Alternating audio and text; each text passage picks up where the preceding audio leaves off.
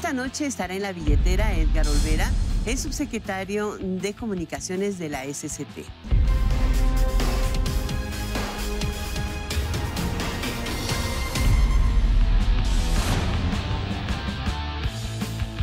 Es un gusto para nosotros recibir en esta billetera a Edgar Olvera, el subsecretario de Comunicaciones de la Secretaría de Comunicaciones y Transportes. Y justamente de eso vamos a platicar, de las negociaciones que tendrá el gobierno mexicano para incluirlo de acuerdo con la ley y la reforma realizada. ¿Cómo estás, Edgar? Hola, Bienvenido. Alicia. Muchas gracias. Es un honor estar aquí en este programa tan exitoso y un saludo a tu amable auditorio. Pues sí. Subsecretario, qué gusto que estés. Y bueno, hace 23 años cuando se negoció el NAFTA, como se le dice en sus siglas por inglés. No estaba Comunicaciones. Bueno, creo que se intercambiaban por fax, ¿no? La información. Apenas empezaba el fax. Y era, wow, quien traía celular de este tamaño, así de pepsilindro, ya era jefe de jefes. Exacto. Todavía no. No, En el 86. Sí, ya había. Sí, ya Cierto, no, ya estaba, cierto. ya estaba. Era, es más, desde la época del Santo, si recuerdas. Él tenía claro. su teléfono móvil en su vehículo.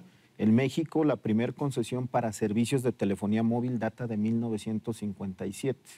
Entonces, desde 1957 en México se comenzó a utilizar la tecnología móvil justo así, con esos pepsilindros que tú dices.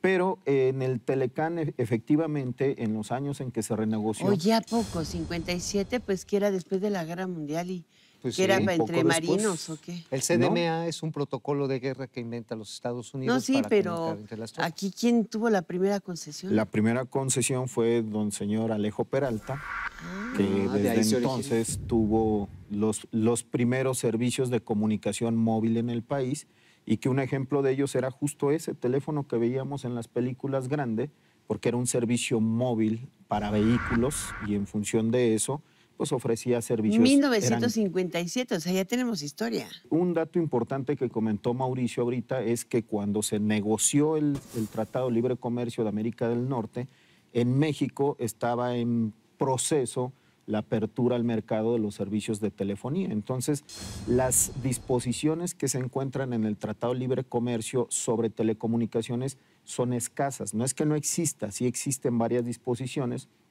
sobre acceso a infraestructura, sobre regulación, pero eran en cierta forma mínimas porque para México, que estaba en un proceso de apertura, Lo en teníamos en aquellos años, salvaguarda. Estaba exactamente, reservado para el Estado. todavía había reservas. Y para el monopolio privado. Así es. Los tratados en materia de telecomunicaciones tienen capítulos estándar que hemos nosotros empujado en diversos foros, por ejemplo, TPP, Alianza del Pacífico, TISA, con la Unión Europea. ¿Qué es TISA?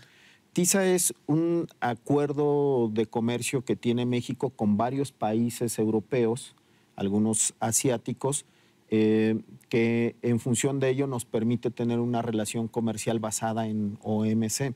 Pero esos capítulos tienen una serie de estándar o cláusulas estándar que son las que normalmente nos permiten llegar a grandes y rápidos acuerdos.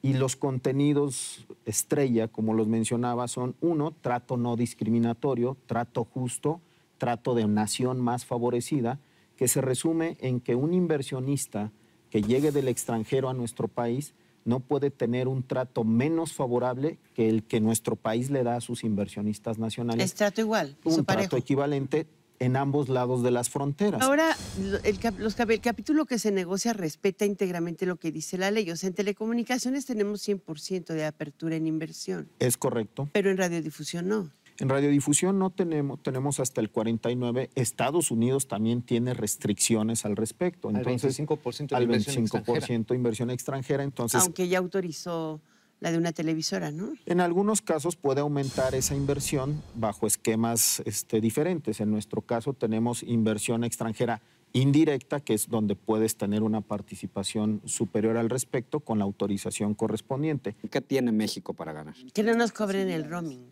Bueno, el roaming, Es buena idea. eso es importantísimo. El roaming hoy ha sido ya una solución de mercado gracias a la apertura a la inversión extranjera. ¿Es una sola red, por ejemplo, una sola infraestructura?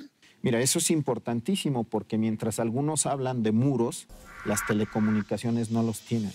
Las telecomunicaciones se interconectan y la información y la comunicación pasa de un lado al otro, y así lo han entendido las empresas. Entonces, lo que veríamos es la consolidación de dos maneras, de redes entre México, Estados Unidos y Canadá perfectamente interconectadas, comunicándose de ambos lados de la frontera.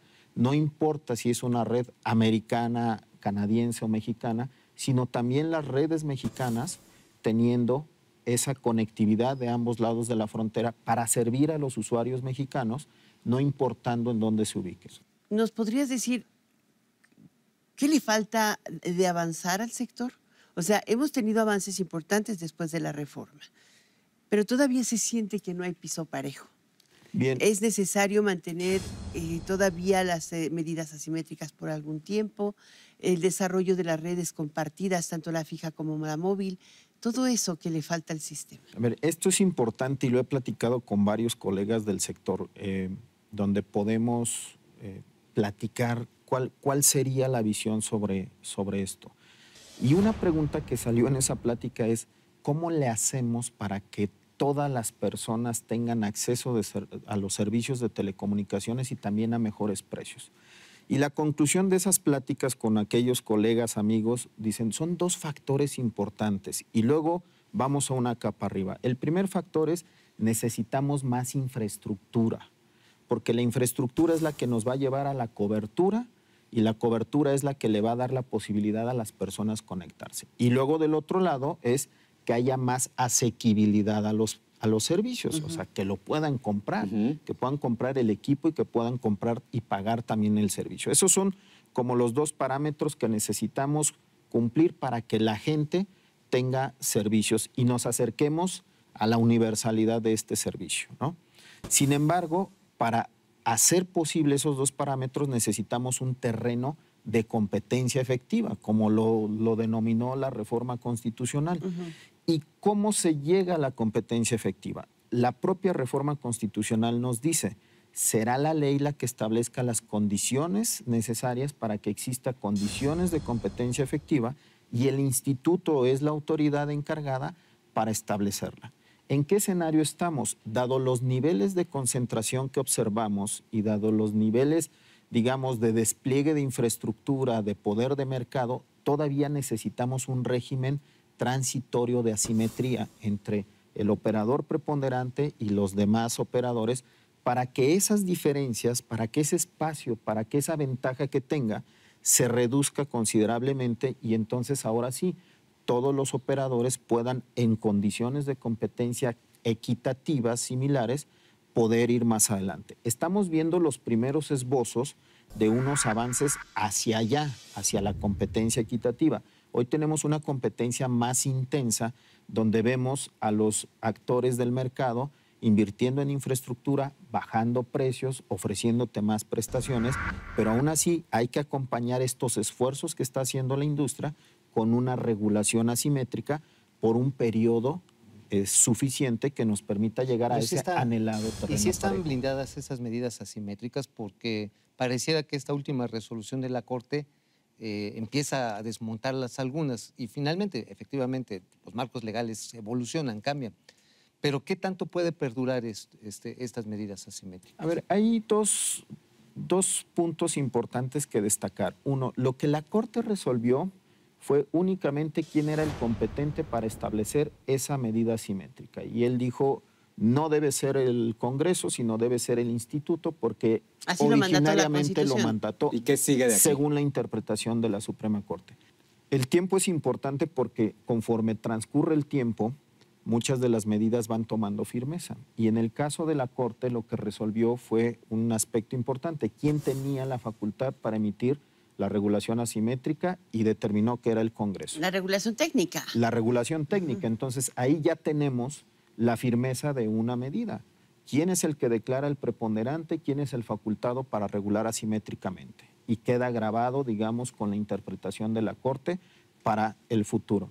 Ahora, esa resolución no entra a definir si la medida es adecuada, Si la tarifa es correcta o incorrecta, se lo envía al instituto para que lo determine. Entonces, ¿qué sigue? Lo que sigue ahora es que sea el no políticamente, instituto sino técnicamente. Exactamente, que lo determine técnicamente y el instituto tiene las capacidades para hacerlo. El instituto lo ha realizado en el pasado y ha llevado ahorita al mercado a los niveles que hoy estamos conociendo. De esa manera, digamos, la reforma de telecomunicaciones es de reciente creación y en el tiempo va a ir tomando firmeza, va a ir tomando fuerza. Importante, 2 datos. No desaparece la preponderancia, no desaparece la simetría. Lo que viene ahora es de qué tamaño el instituto determinará que es necesario mantener la simetría. Con un modelo de costos que incluya lo que le puede costar a una empresa que tiene condiciones de competencia distintas. Sí, ya vamos a saber de qué lado va más Carliguana. De esa manera, ¿no? Digo, para decirlo muy coloquialmente. Yo creo que habrá 2 tarifas, una las que pagarán los no preponderantes y otra la que pagarán los y que lo establece el IPP. Y yo lo que quiero ver es más Evidentemente, mejores es más servicios. asimetría. Yo lo que quiero ver es más mejores servicios. A ver, Edgar, y ¿y a bueno, menor precio. subirían los precios? En el corto plazo, yo considero que no va a haber ese efecto porque parte de la resolución de la Suprema Corte es que las tarifas que determine el instituto sean a partir del 2018. Entonces, en lo que resta del año no habría ninguna razón. Ahora, todo depende cómo digiera cada uno de los competidores esta decisión. Algunos, como bien lo dijiste, habrán hecho sus reservas y otros buscarán eficiencias de otra manera para compensar. Porque además digamos, el tema de la terminación de llamadas es uno de los insumos. Es uno de los insumos En realidad. y no es toda la reforma. La reforma es algo más grande que en su conjunto es la que nos está arrojando los beneficios. Y sin duda, eso es lo que queremos todos los usuarios. Que Así que sigan sin bajando parar. los servicios. Y que Y no que se sean caiga de la señal calidad y también, que no se ¿no? caigan. Todo queremos. Muchísimas gracias, Gracias a usted, al secretario, subsecretario gracias a de usted. Comunicaciones, Edgar Olvera, por estar en esta billetera. Nos vemos Gracias, la un próxima placer. semana.